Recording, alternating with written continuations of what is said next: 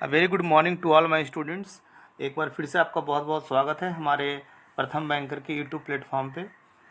आज जो है वो रिजर्व बैंक ऑफ इंडिया का अप्रैल मंथ का जितने भी इम्पोर्टेंट पॉइंट्स न्यूज़ सब कुछ जो है वो मैं आपके लिए लेके आया हूँ। चूँकि रिजर्व बैंक ऑफ इंडिया का जो सर्कुलर है वो किसी भी लेटरल एंट्री एग्ज़ाम्स के लिए, चाहे वो IBPS RRB स्केल 2-3 का एग्ज़ाम हो या जैसे इलेक्शन ख़त्म होने के बाद बहुत सारा वैकेंसी आएगा, बहुत सारे एग्ज़ाम्स जो हैं वो पेंडिंग भी हैं, तो उनके लिए जो है RBI सर्कुलर मार्च अप्रैल मई जून जुलाई ये सब बहुत इंपॉर्टेंट होगा। तो इसीलिए और ऐसे भी हर महीने में RBI सर्कुलर का वीडियो बनाता हूँ। तो आइए स्टार्ट करते हैं, ये बहुत इंपॉर्टेंट होगा, तो आप लोग जो है वीडियो में शुरू से अंत तक बने रहिएगा। सबसे पहला जो न्यूज़ है क्या है कि launch of RBI new website and mobile application. RBI ने अपना वेबसाइट नया जो उसका वेबसाइट है उन्होंने बनाया है और मोबाइल एप्लीकेशन भी बनाया है, तो उसी के बारे में है। देखते हैं क्या है। The new website and mobile application of the Reserve Bank of India was release today by governor Shri Shaktikanta Das. The new website can be accessed. हाँ, ये आपका नया वेबसाइट का एड्रेस है, देख लीजिए https://website.rbi.org.in। ठीक है, और एक QR कोड दिया हुआ है, इस QR कोड के थ्रू भी जो है डायरेक्टली वेबसाइट खुल सकता है। एक इम्पॉर्टेंट चीज़ है, इम्पॉर्टेंट एग्जाम के पॉइंट ऑफ व्यू से क्या है, नया वेबसाइट का क्या एड्रेस है, तो ये एड्रेस आपको दे देगा एग्जाम में, आप कन्फ्यूज हो जाओगे कि कौन सा नया एड्रेस है, तो ये आपके लिए इम्पॉर्टेंट है, ये ध्यान रखिएगा। दूसरा एक QR कोड है, ये है मोबाइल बैंकिंग मोबाइल एप्लीकेशन के लिए। The new mobile application of Reserve Bank of India can be downloaded from Play Store for Android users and App Store, दोनों App Store for iOS user, दोनों तरह के जो iOS यूजर्स होंगे Android users होंगे, दोनों के लिए जो है ये वाला QR कोड है। इसको स्कैन करने के बाद जो है आप इसका ऐप डाउनलोड कर सकते हैं। एक इम्पॉर्टेंट और एग्जिस्टिंग वेबसाइट क्या था, ये आपको एग्जिस्टिंग वेबसाइट भी याद रखना है और नया वाला भी याद रखना है। एग्जाम में दोनों में से कोई भी पूछा जा सकता है, ठीक है। नेक्स्ट देखते हैं हम लोग। नेक्स्ट है formation of new district in the state of Assam, assignment of lead bank responsibility. किसी भी स्टेट में जब कोई नया डिस्ट्रिक्ट बनता है तो उस डिस्ट्रिक्ट के लिए जो है एक लीड बैंक का रिस्पॉन्सिबिलिटी किसी न किसी बैंक को दिया जाता है।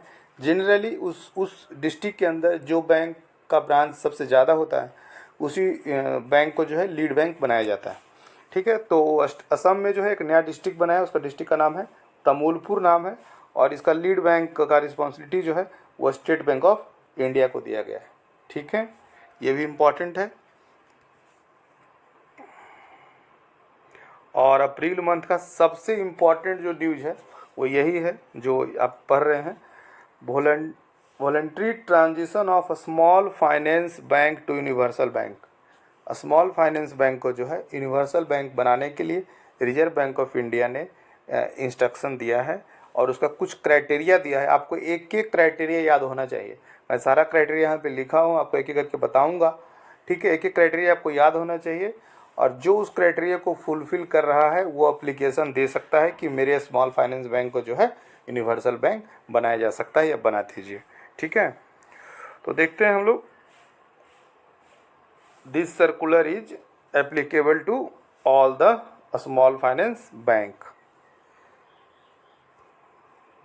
ये प्रोविजंस हैं, ये कंडीशंस हैं, जो ये कंडीशन को फुलफिल करेगा वही जो है स्मॉल फाइनेंस बैंक अपने आप को यूनिवर्सल बैंक बनाने के लिए एप्लीकेशन देगा। क्या क्या कंडीशन है देखते हैं।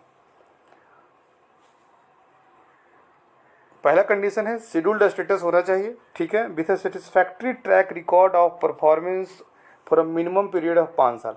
5 साल से उसका स्टेटस शेड्यूल्ड होना चाहिए और सेटिस्फैक्ट्री परफॉर्मेंस होना चाहिए। सेटिस्फैक्ट्री परफॉर्मेंस क्या क्या है वो आगे देखते हैं हम लोग। दूसरा पॉइंट है shares of the bank should have been listed on recognised stock exchange. किसी न किसी रिकॉग्नाइज्ड स्टॉक एक्सचेंज में जो है इसका जो शेयर है इस बैंक का वो लिस्टेड होना चाहिए। तीसरा कंडीशन क्या है, ये सबसे इम्पोर्टेंट कंडीशन है, मिनिमम नेट वर्थ जो है उस बैंक का 1000 करोड़ होना चाहिए। इसको आप लोग नोट कर लीजिए। वैसे मैं टेलीग्राम पे जो है इसको शेयर कर दूंगा आज, और टेलीग्राम हमारा है, आप प्रथम बैंकर नाम से सर्च कीजिएगा टेलीग्राम में जा करके। लगभग 1500 के आसपास सब्सक्राइबर हैं, आप वहाँ पे ज्वाइन कर सकते हैं। डेली हम लोग मॉर्निंग में या किसी भी समय डेली का बैंकिंग फाइनेंस डालते हैं। हमारा कोर्स भी चल रहा है, वो कोर्स का लिंक जो है मैं डिस्क्रिप्शन में दूंगा, लेकिन अभी हम देखते हैं क्या क्या इंपॉर्टेंट है, फिर हम कोर्स के बारे में बात करेंगे। चौथा इंपॉर्टेंट क्या है, meeting the prescribed CRAR requirements of the SFB। ठीक है, जो CRAR है वो भी इसका फुलफिल होना चाहिए। पांचवा एक पॉइंट है, having a net profit in the last 2 financial year. Last 2 financial year में ये जो स्मॉल फाइनेंस बैंक है वो नेट प्रॉफिट होना चाहिए। एक और पॉइंट है, ग्रॉस NPA और नेट NPA। जो बैंक में काम करते हैं वो ग्रॉस NPA नेट NPA अच्छे समझते होंगे। ठीक है, तो ग्रॉस NPA जो है वो 3% से ज़्यादा नहीं होना चाहिए, और नेट NPA जो है वो 1% ज़्यादा नहीं होना चाहिए। तो क्या क्या कंडीशंस हो गया, शेड्यूल्ड स्टेटस होना चाहिए, एक दूसरा उसके शेयर्स जो है वो किसी भी रिकॉग्नाइज्ड स्टॉक एक्सचेंज में लिस्टेड होना चाहिए। तीसरा है 1000 करोड़ का उसका मिनिमम नेटवर्थ होना चाहिए। चौथा जो है, जो मिनिमम CRAR है 9% है शायद CRAR है, वो इसको उस क्राइटेरिया को फुलफिल करना चाहिए। नेट प्रॉफिट लास्ट 2 साल से होना चाहिए। ग्रॉस NPA 3% से कम होना चाहिए। नेट NPA 1% से कम होना चाहिए। ठीक है, तो मुझे लगता है कि ये आप लोग एक एक करके एकदम याद कर लिए होंगे। नहीं याद हो रहा है, स्क्रीन रोक के नोट कर लीजिए, ये बहुत इंपॉर्टेंट है। आने वाले कोई भी एग्जाम्स ले लीजिए, उसमें एक क्वेश्चन इससे रहेगा। या तो होगा कि कौन कौन से 4 क्राइटेरिया हैं स्मॉल फाइनेंस बैंक से यूनिवर्सल बैंक बनने के लिए, और कौन सा है वो इसमें से सही नहीं है। तो 3 क्राइटेरिया सही होगा, एक सही नहीं है, तो आपको सारा जानना होगा। ठीक है, आगे चलते हैं। आगे वही लिखा हुआ है कि the eligible small finance bank में सबमिट इट्स एप्लीकेशन। एप्लीकेशन का क्या उसका एड्रेस क्या है, यही सब है, और कुछ नहीं है।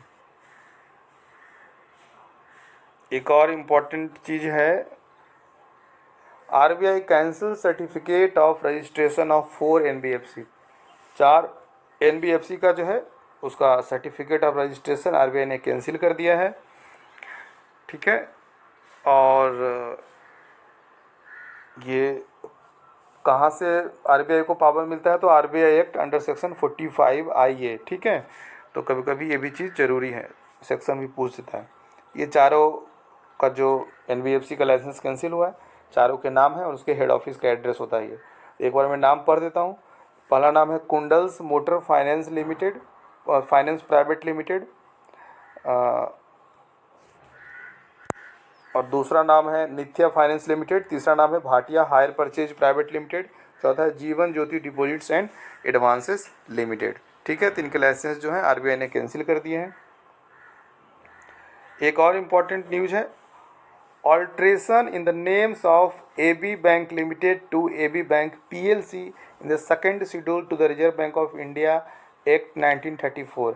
Reserve Bank of India act का जो सेकेंड शेड्यूल है ना, कोई भी बैंक जब इंडिया में कारोबार शुरू करता है तो उसको जब लाइसेंस मिलता है काम करने के लिए, तो उस शेड्यूल जब बैंक बन जाता है तो वो RBI के सेकंड शेड्यूल में ही उसका नाम लिखा जाता है। ठीक है, ऑल्ट्रेशन भी किसी बैंक के नाम में होगा तो वो ऑल्ट्रेशन भी जो है वो RBI के सेकंड शेड्यूल में होगा।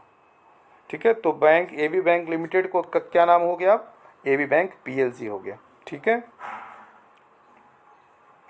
अब एक इम्पॉर्टेंट चीज़ ये है, RBI commemorates its 90th year। ठीक है, 90th year। The Reserve Bank of India, set up under the RBI Act 1934, commenced its operation on April 1, 1935. Today marks the 90th year from its establishment। 90 साल RBI को हो गए हैं। To mark this momentous occasion, a commemorative event was organized by the Reserve Bank of India, Mumbai, with the Honorable Prime Minister of India, Shri Narendra Modi, as the chief guest, and with the participation of Honorable Governor of Maharashtra, Shri C. Ramesh Vyas, Honorable Finance Minister Srimati Nirmala Sitharaman ji, Honorable Chief Minister of Maharashtra Shri Eknath Shinde, Honorable Minister of State for Finance Shri Pankaj Chaudhary, and Dr. Bhagwat Kishan Rao Karar, Honorable Deputy Chief Minister of Maharashtra Shri Devendra Fadnavis and Shri Ajit Pawar। इतने लोग मौजूद थे। Chief guest कौन थे, श्री नरेंद्र मोदी, हमारे देश के prime minister. आगे क्या कुछ इम्पोर्टेंट है, दो चीज़ और इम्पोर्टेंट है। एक तो ये है कि एक हमारे प्राइम मिनिस्टर नरेंद्र मोदी ने एक commemorative coin was released by the Honorable Prime Minister to mark this special occasion of RBI at the rate 90। ठीक है, एक कमेमोरेटिव कॉइन है, रिलीज किया गया है। और क्या कुछ है, governor RBI delivered the welcome address and stated that the presence of Honorable Prime Minister in the event is a source of great inspiration for the RBI।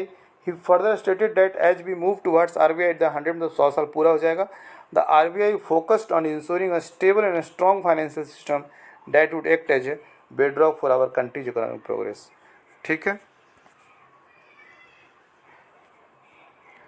कुछ पेनल्टी वाला है, वो हर महीने होता है, वो बहुत ज़्यादा संख्या में होता है, तो हम लोग सिर्फ नेशनलाइज या प्राइवेट बैंक का ही लिखते हैं, नहीं तो 10 पेज तो सिर्फ पेनल्टी वाला हो जाएगा। एग्जाम में आएगा भी तो कुछ नेशनलाइज बैंक पे अगर कोई पेनल्टी लगा है तभी आएगा। RBI imposes monetary penalty on IDFC First Bank Limited। The Reserve Bank of India imposed a monetary penalty of 1 crore on IDFC First Bank for non-compliance with certain directions issued by RBI on loan and advances, statutory and other restrictions। This penalty has been imposed in exercise of the power vested in RBI conferred under the provisions of Section 47A(1)(c) read with Section 46(4)(1)(a) of the banking regulation act. यही मैं जानना चाह रहा था। BR act का जो है section 46 और 47 जो है वो लोन एंड एडवांसेस के लिए RBI को पावर देता है कि आप बैंक कोई नॉन कॉम्प्लायंस करता है किसी प्रोविज़न का तो आप पेनल्टी कर सकते हैं। नेक्स्ट क्वेश्चन है, RBI imposes monetary penalty on LIC Housing Finance Limited। The RBI has imposed a monetary penalty of 49,70,000 rupees on LIC Housing Finance Limited for non-compliance with certain provisions of the Non-Banking Finance Company Directions 2021। ठीक है, issued by RBI ने एक कोई direction issue किया होगा NBFC housing finance company 2021 में, उसका कोई नॉन कंप्लायंस है, इसी के लिए जो है LIC हाउसिंग फाइनेंस को 49,70,000 का पेनल्टी लगा है। एग्जाम में कभी कभी सिर्फ पेनल्टी कितना लगा ये पूछा जा सकता है, रीजन पूछने का संभावना कम है, फिर भी रीजन पढ़ते जाइए, कभी भी एग्जाम में आ सकता है। देखिए, अप्रैल के मंथ में मास्टर सर्कुलर बहुत सारा आता है, तो कुछ सर्कुलर तो ऐसे होते हैं जिनका सेपरेट वीडियो बनाना जरूरी है। जैसे NRLM का मैंने सेपरेट उसका नोट्स बनाया हुआ है, वीडियो में बना दूंगा। लेकिन एक मास्टर सर्कुलर का जो वीडियो है मैंने इसमें नोट्स है जो इसमें मैंने ऐड किया है। मास्टर सर्कुलर है credit facilities to SC and ST, credit facilities to scheduled caste and scheduled tribes. इससे रिलेटेड जो भी स्कीम्स इंडिया में हैं उसके उसी से रिलेटेड जो है ये मास्टर सर्कुलर है, तो इसको देख लेते हैं, कभी कभी एग्जाम में आता है इसके बारे में। आगे बढ़ने से पहले मैं कुछ बता देता हूँ। हमारा अपना वेबसाइट है prathambbanker.com/learn, और उसके ऊपर जो है IBPS RRB स्केल 2-3 को लेके हम लोग विशेष रूप से फोकस्ड हैं अभी, क्योंकि मोस्ट प्रोबेबली इस बार वैकेंसी बहुत अच्छा होगा और ये जून के सेकेंड वीक में स्टार्ट हो जाएगा। ठीक है, तो हम लोग जो है पूरा कंप्लीट स्टडी कोर्स तो बना ही रहे हैं, और उसका फ़ीस बहुत ज़्यादा नहीं होगा। इनिशियली वो 1,000 से स्टार्ट होगा, 1,000 रुपीज़ में होगा, बाद में फ़ीस बढ़ जाए हो सकता है। और एक टेस्ट सीरीज स्टार्ट कर रहे हैं, उसका फ़ीस भी 600-700 के करीब होगा। मैं सारा लिंक डिस्क्रिप्शन में डाल दूंगा। लेकिन टेस्ट सीरीज से पहले हम लोग एक फ्री टेस्ट सीरीज लॉन्च कर रहे हैं, ताकि जिन बच्चों को थोड़ा डाउट है कि मुझे टेस्ट सीरीज लेना चाहिए कि नहीं, पता नहीं कैसा है, तो एक free test series course start कर रहे हैं, जिसमें जो IBPS RRB का math, reasoning, GK financial awareness, Hindi, English सबके 5-5 क्विज डले रहेंगे। उन टेस्ट को आप अपेयर हो जाइएगा, देख लीजिएगा किस तरह का है, वो सही लगेगा तब फिर जो है आप लोग पेड वाला कोर्स टेस्ट सीरीज लीजिएगा। और जिनको पूरा स्टडी करना है, पढ़ना है, वो कोर्स भी ज्वाइन कर सकते हैं, और ये सब बहुत एफोर्डेबल फीस में होगा। तो आइए हम लोग देखते हैं master circular credit facilities to scheduled caste and scheduled tribes. The Reserve Bank of India has from time to time issued a number of guidelines, instructions to banks on credit facilities to scheduled caste and scheduled tribes. इसमें bank का क्या role है ये देख लेते हैं पहले, bank के स्टाफ का क्या रोल है. In order to encourage SC/ST borrowers to take advantage of credit facilities, greater awareness among them about various schemes formulated by banks needs to be created through various means such as brochures, visits by field staff. मतलब चूँकि जो लोग SC/ST से हैं उनको credit facility मिलना bank से मुश्किल होता है, इसलिए बैंक के स्टाफ का ये दायित्व बनता है, ये रिस्पॉन्सिबिलिटी बनता है कि कोशिश करना चाहिए कि जो SC/ST के बोरोवर हैं उनको खुद से आके हेल्प करें, उनको सभी स्कीम्स के बारे में बताएं, चाहे फील्ड जाके बताना पड़े या ब्राउज़र, मतलब वो टेक्निक्स लिखा हुआ है किस तरह से आप बता सकते हैं. ठीक है. दूसरा पॉइंट है circulars issued by RBI NABARD should be circulated among the staffs for compliance. कभी कभी क्या होता है कि ब्रांच के स्टाफ को भी नहीं पता होता है कि क्या क्या स्कीम्स है, तो जो RBI NABARD के जो सर्कुलर्स हैं SC/ST से रिलेटेड क्रेडिट स्कीम्स से संबंधित, वो ब्रांच में सभी स्टाफ्स में सर्कुलेट होना चाहिए. कुछ और पॉइंट्स हैं. Bank should not insist on deposits while considering loan applications under government sponsored poverty alleviation schemes, self employment programmes from borrowers belonging to SC/ST. अगर कोई SC/ST का बोरोवर है, वो आपके यहाँ से क्रेडिट फैसिलिटी ले रहा है, तो उसको जो है ना इंसिस्ट डिपॉजिट्स के लिए नहीं कर सकते हैं कि हाँ कुछ अब FD कर दीजिए, कुछ सिक्योरिटी रख दीजिए, उसके लिए नहीं कर सकते हैं. ठीक है. नेक्स्ट पॉइंट है the national scheduled tribe finance and development corporation and national scheduled caste finance and development corporation has been set up under the administrative control of Ministry of Tribal Affairs and Ministry of Social Justice and Empowerment respectively. Banks should advise their branches controlling offices to render all the necessary institutional support to enable these institutions to achieve the desired objectives. ठीक है. एक और important चीज़ है, ये बहुत important है, बहुत important. Rejection of SC/ST loan application under government programmes should be done at the next higher level instead of at the branch level and regions of rejection should be clearly indicated. ठीक है. SC/ST का loan application होगा, वो किसी भी कीमत पे जो आदमी सैंक्शन करता है वो रिजेक्ट नहीं कर सकता है. सैंक्शन करने वाले से जो नेक्स्ट सैंक्शनिंग अथॉरिटी है या हायर अथॉरिटी है वो एप्लीकेशन को रिजेक्ट करेगा. साथ ही साथ क्लियर उसका जो रीजन है, रिजेक्शन जो है क्या किस वजह से रिजेक्ट हुआ है, उसका क्लियर इंडिकेट करेगा. ठीक है. अब हम लोग देखते हैं कि जो मेजर सेंट्रली स्पॉन्सर्ड स्कीम है उसमें SC/ST लोगों के लिए क्या रिजर्वेशंस हैं और किस किस स्कीम में है, ये आपको पता होना चाहिए. ये हो गया दीनदयाल अंत्योदय योजना, national rural livelihood mission, NRLM. बहुत इंपॉर्टेंट सर्कुलर RBI का है. हर एक एग्जाम्स में 1 क्वेश्चन 2 क्वेश्चन 3 क्वेश्चन इससे आता है, तो ये तो मैंने ब्रॉडली कवर किया हुआ है. तो इसमें देखते हैं इसमें क्या है. NRLM was launched by the Ministry of Rural Development, Government of India by restructuring the erstwhile स्वर्ण जयंती ग्राम स्वरोजगार योजना फ्रॉम अप्रैल 1, 2023. इसमें है क्या SC/ST के लिए ये जानना जरूरी है. NRLM would ensure adequate coverage of vulnerable sections of the society such that 50% of these beneficiary are SC/ST. ठीक है. NRLM में क्या है, 50% ऑफ ऐसे जो बेनिफिशियरी हैं इस स्कीम के अंतर्गत, उसमें 50% SC/ST के होने चाहिए. ये बहुत बड़ी बात है. दूसरा है दीनदयाल अंत्योदय योजना, नेशनल अर्बन लिवलीहुड मिशन. देखिए वो रूरल वाला था, ये अर्बन वाला है, दोनों अलग अलग मिनिस्ट्रीज हैं. ठीक है. The ministry of housing and urban affair वो मिनिस्ट्री ऑफ रूरल से था, और इसका प्रीवियसली नाम क्या था, स्वर्ण जयंती शहरी रोजगार योजना. ठीक है. और इसके अंदर क्या है, advances should be executed to SC/ST to the extent of their strength in the local population. Local population के अंदर जितना परसेंट SC/ST का है, ये हर हाल में उतना मिनिमम उतना परसेंट टोटल लोन का उन्हीं सेक्शन को होना चाहिए. ठीक है. समझ में आ गया. एक और स्कीम है differential rate of interest scheme. Under the DRI scheme banks provide finance up to 15,000 at a concessional rate of interest of 4% per annum for the weaker section of the community for engaging in productive and gainful activities in order to ensure that persons belonging to SC/ST also derive adequate benefit under the DRI scheme. Banks have been advised to grant eligible borrowers belonging to SC/ST such advances to the extent of not less than 2 by 40% of total DRI advances। ठीक है। एक और है credit enhancement guarantee scheme for scheduled caste.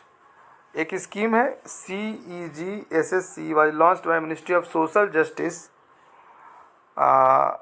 And empowerment on May 6, 2015 with the objective of promoting entrepreneurship amongst the scheduled caste by providing credit enhancement guarantee for member lending institutions।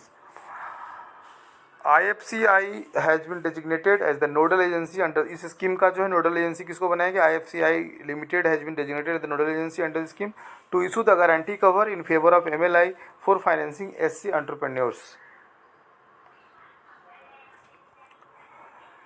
Individual SC entrepreneur registered companies and society registered partnership firm या sole proprietorship firm having more than 51% shareholding and management control for the previous 6 months by SC entrepreneur promoters members are eligible for guarantee from IFCI limited against the loan।